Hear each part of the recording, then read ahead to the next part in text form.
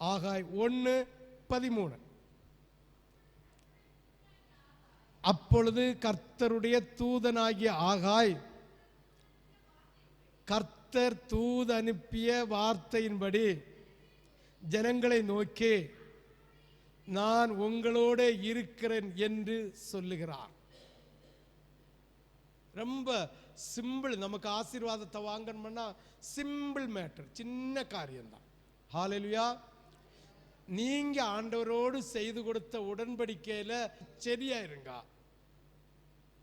ஆண்டவருடைய அந்த வார்த்தைக்கு, அதான் உடன்படிக்கை, அவர் தந்த வார்த்தைக்கு கரெக்டா இருங்க. ஊழியக்காரன் சொல்லித்தார உபதேசத்தை கேட்கிறவர்களா இருங்க. இது ரெண்டை விட கர்த்தருக்கு பயப்படுகிறவர்களா இருங்க. நீங்க கர்த்தருக்கு பயப்படுகிறவர்களா இருந்தா ஆகாயுடைய வார்த்தைக்கும் கீழ்ப்படுவீங்க, தேவனுடைய வார்த்தைக்கும் கீழ்ப்படுவீங்க. ஆமென். ஹல்லேலூயா. ஆகாய் 2வது அதிகாரம் 19வது வசனம். களஞ்சியத்தில் இன்னும் விதை தானியம் உண்டோ?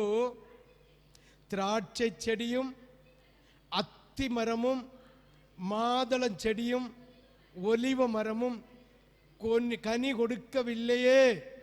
நான் இன்று முதல் உங்களை ஆசீர்வதிப்பேன் என்று சொல்லுகிறார் என்றார். அதுதான் நீங்க, அதாவது எவ்வளவு ஆசீர்வாதம் இருந்தாலும் பாதிக்கு முக்கால் எங்களை விட்டு அகன்று போகிறது. எப்படி போகிறது என்று தெரியல. 1000 ரூபா வந்தா எப்படி எங்களை விட்டு தாண்டி போகுதுன்னு தெரியல.